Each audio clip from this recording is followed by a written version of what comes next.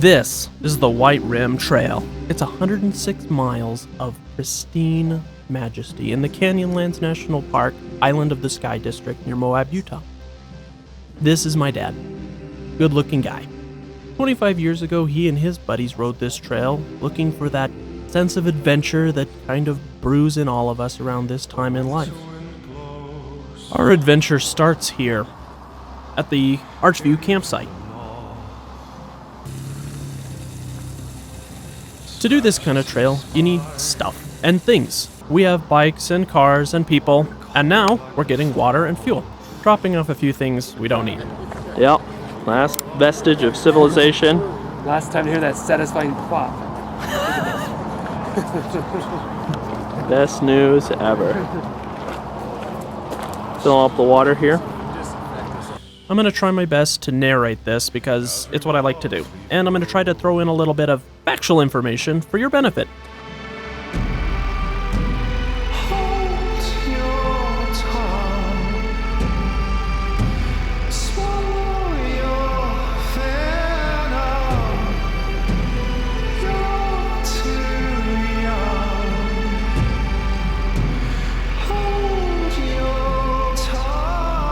What do you think?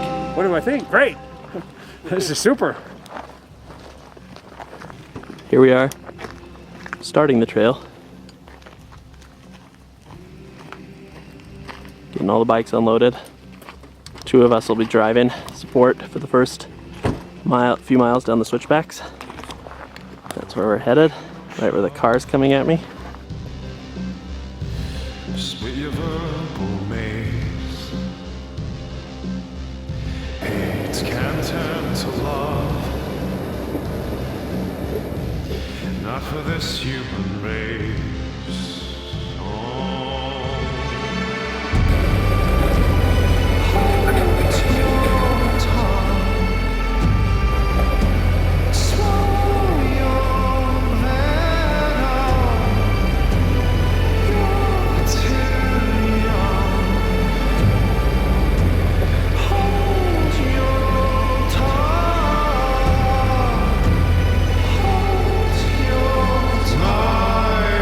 Our first major obstacle is to descend the Schaefer Trails. It is a 1,000-foot descent in a little over 3 miles. Alright, so here we are. Finally made it. White Rim. We're going kind of slow. Bikers are headed uphill. We got full load in here. 400 pounds of water, and all of our cooking supplies, everybody's gear up on top, sleeping bags, pads, that kind of stuff. Just a great day to be riding. So that happened. Our first stop is the Gooseneck of the Colorado. It's a fabulous place. You've seen it before in pictures. Move back just a little bit more. It reminded me of the castle level in Rygar, so, go Google that.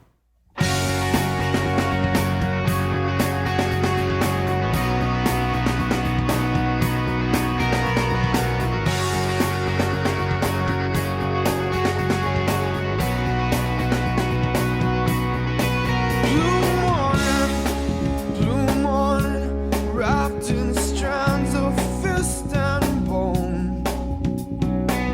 Curiosity, kid, doesn't have to mean you're on your own. You can Not far away, we get to Musselman Arch. It's a pretty cool place. For the record, I don't like heights, but I did go out onto this ledge, so I am a man. we can take it nice and slow all your life. It's such a shame. Most of the trail is pretty easy, technically. This is about as hard as it got, and if it was dry, you could do this trail with just about anything. But the ranger we met did say that his winch was mostly used for pulling out overconfident Coloradans in their Subarus, so bear that in mind. I love mountain biking, and I love being out here on my own, but I am so glad we had a support vehicle. we had an ice-cold drink thanks to our rented ARB fridge, which, by the way, totally recommend. And I'm sorry if I'm narrating. This is what we do. 15 miles in, Lathrop Canyon. Gonna stop for lunch. I'm narrating, just in case you didn't know. Hey.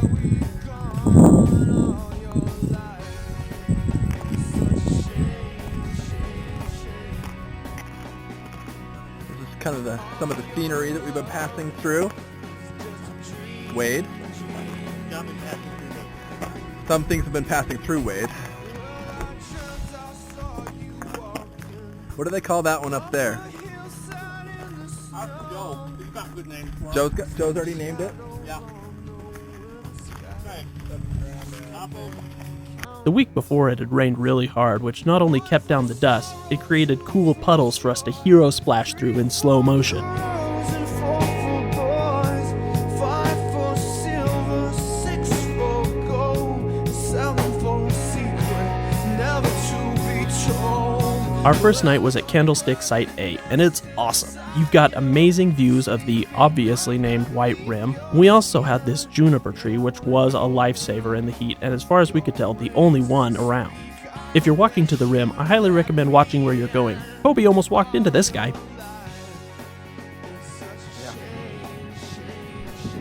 Can I say just one more time how awesome the views are?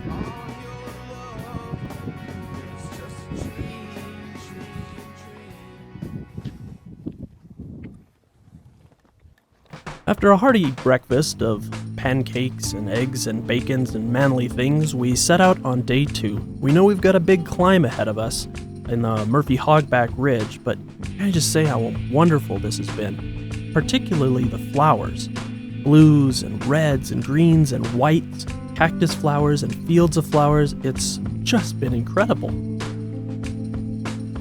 You expect solitude on a trail like this, and we certainly got it, but the thing that got me the most was the silence. If you stop and listen, the sound actually hurt your eardrums.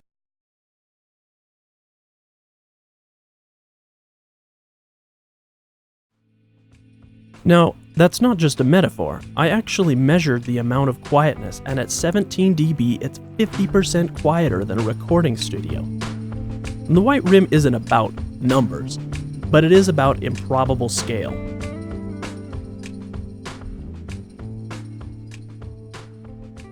And there's no place that captures this better, in my mind, than White Crack, a 1.4 mile jaunt off the main trail.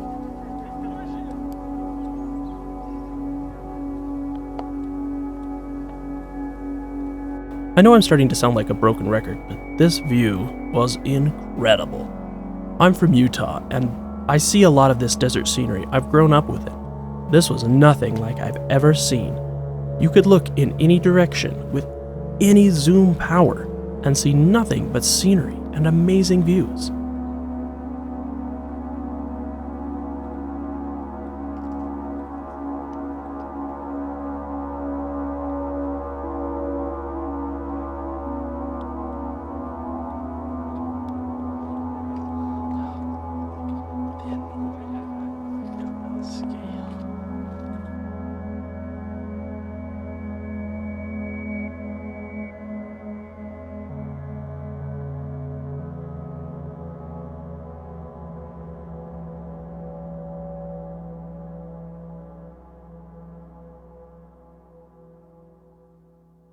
That little excursion to White Rim really boosted our spirits for our next challenge, which was Murphy Hogback Ridge, a 1,000-foot climb up a ridge that was mandatory. This picture doesn't do the size of the hill justice. It's insane. It's enormous. It's a big, intimidating hill. You'd have to be insane to ride up it. I drove.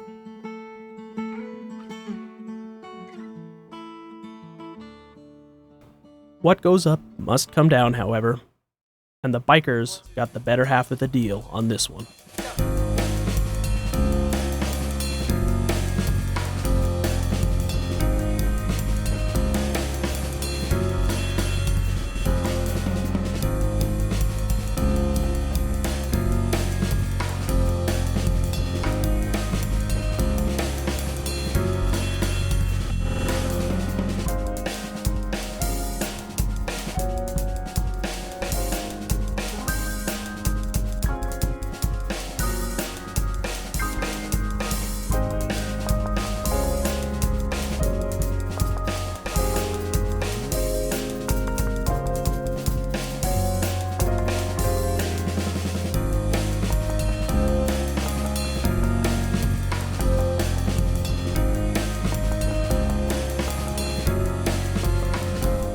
This is our first view of Candlestick Butte, named in memoriam for the murder weapon of Murphy Hogback, in the front room by Colonel Mustard.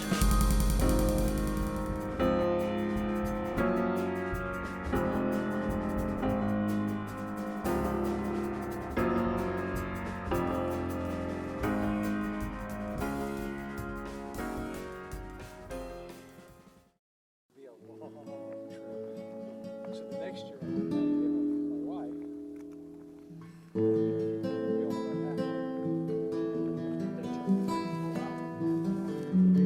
About a quarter-mile walk from our campsite is the majestic Green River.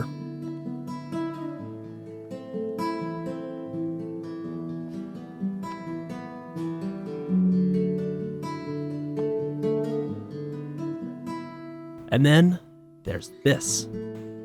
If they sold tickets to the end of the world, these would be VIP seats.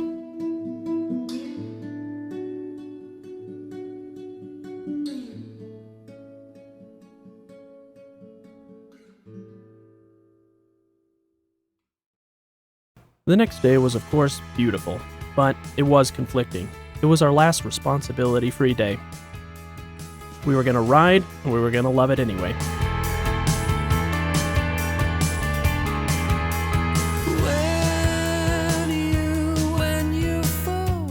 Today's challenge includes going up Hardscrabble Hill.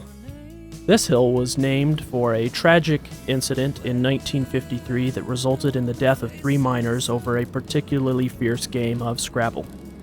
This hill's about as steep as Murphy Hogback, but contains more switchbacks.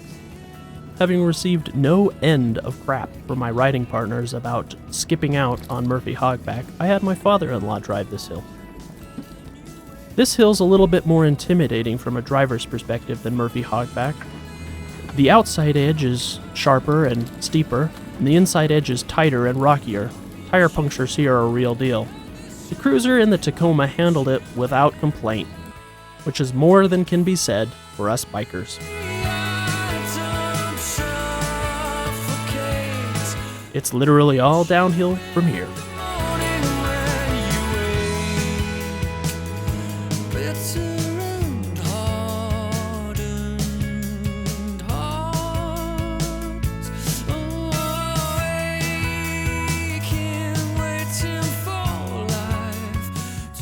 Descending toward the river meant it got cooler and greener, but sandier, which is no fun on a bike.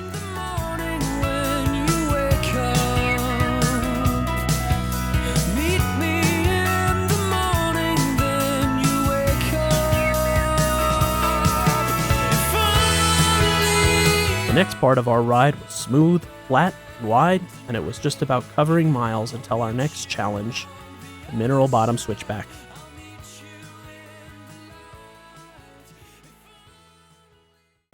If there wasn't already a road at this box canyon, you would simply not believe this is a way out. It doesn't make sense. You go straight up a cliff face. It's a road that climbs 1,000 feet up a direct cliff wall that was carved out expressly for this purpose. If you ever wanted to feel what it was like to be a mountain goat, this is the closest you'll get without a road. So how to sum up a trip like this? Pictures don't do it justice. That's a cliche, I know, but it's true. The lens isn't capable. It's not just about visuals either, but there's a feel to the place that's enormous. Today's Sunday. It's my dad's birthday, and it's the very first birthday we've had without him. I can't say that I've really thought about him a lot on this trip, but I have felt something, and it's not just a sense of smallness that this kind of scale brings. I really feel that his spirit is here with us. Oddly enough, I'm not the first person to articulate this feeling. Throughout the trip, we've had people looking for the extra biker or waiting for one more, counting camp chairs. There's a sense of a missing person, but we were all here. How do you account for that? I just think that being here is more than just a place, and it's more than just nature. It's more than just exploring the American Southwest or the world or the human spirit, whatever you want to call it.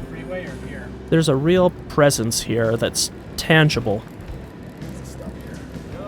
It sounds corny, it sounds stupid, it is, but that's the way I feel.